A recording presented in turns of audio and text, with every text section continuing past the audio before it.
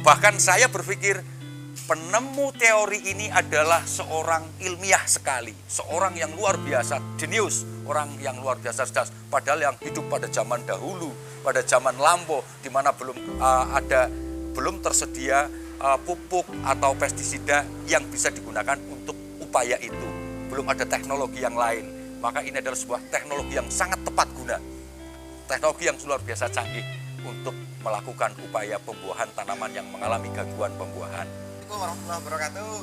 Sahabat-sahabat tani semuanya, selamat datang kembali di channel Tentang Petani.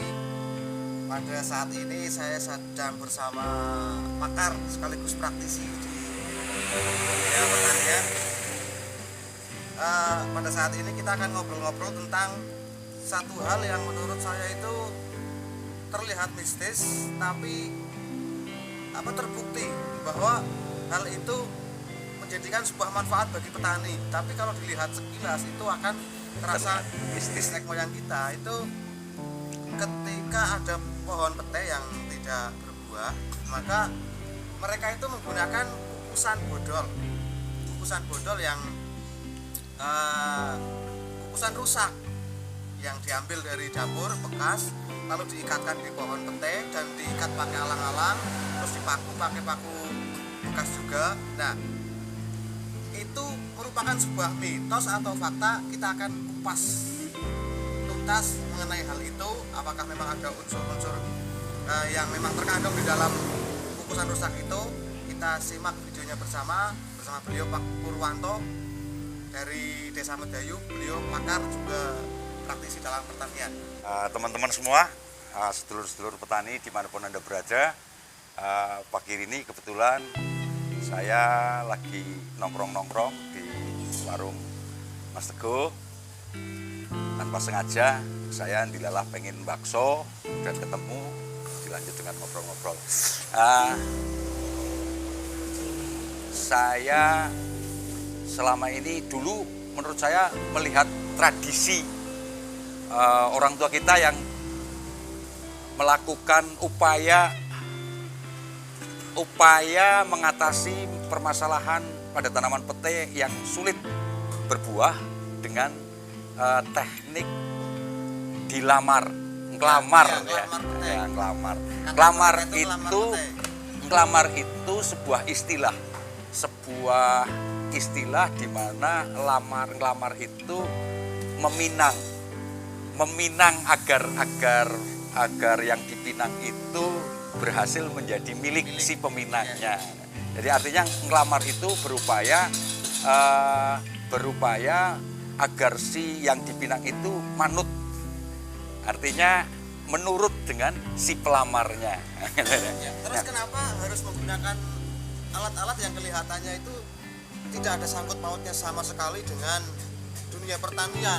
Di mana kukusan itu adalah alat masak yang digunakan dalam tradisi nenek moyang kita sebagai alat penanak, baik menanak nasi maupun masakan-masakan lain yang dikukus.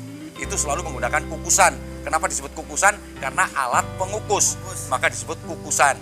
Alat untuk adang namanya pedangan, tempat untuk adang namanya pedangan. Alat yang tempat di mana di situ ada abunya, tempat memproduksi abu, jenenge awu, peawuan, tempat memproduksi awu, maka disebut pawuan. Maka mengalami proses nasalisasi sesuai teknik bahasa dalam bahasa Indonesia itu disebut proses nasalisasi. Peawuan menjadi pawon, peadangan menjadi pedangan. Nah, ini kukusan itu alat mengukus, maka disebut kukusan. Kukusan itu selalu digunakan untuk mengukus, untuk menanak, di mana kukusan itu selalu mesti berpasangan dengan getak, dalung, kendil. Di mana getak, dalung, kendil itu menurut tradisi Jawa maupun budaya manapun yang namanya getak, dalung, kendil itu selalu bahan bakunya adalah tembaga. Ketika kukusan ini digunakan terus-menerus sampai rusak, maka otomatis si kukusan ini punya kandungan kerak, ion-ion tembaga yang sangat tebal, sangat padat pada kukusan.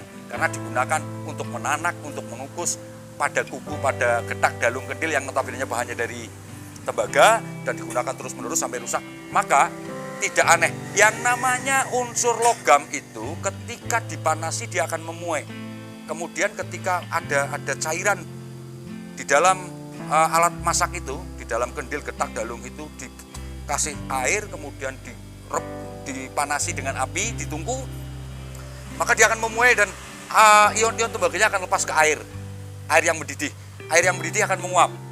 Uap airnya akan naik ke atas, mesti hinggap di kukusan, karena yang menutupi getak dalung kenceng, getak dalung kendil itu tertutup oleh kukusan. Di dalam kukusan itu ada masakannya, maka dia akan menempel di kukusan. Notabene kukusan itu adalah alat memasak yang terbuat dari serat bambu.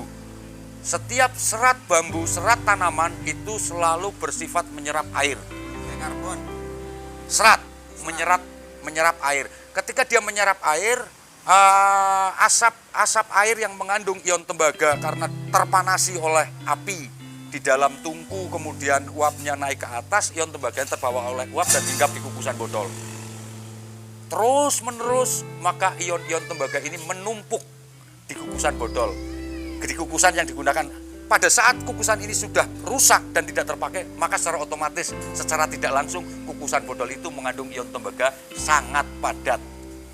Sehingga kukusan botol, kenapa harus kukusan botol? Ada syarat, harus kukusan botol. Artinya kukusan yang sudah botol, kerak ion tembaganya sudah padat sekali.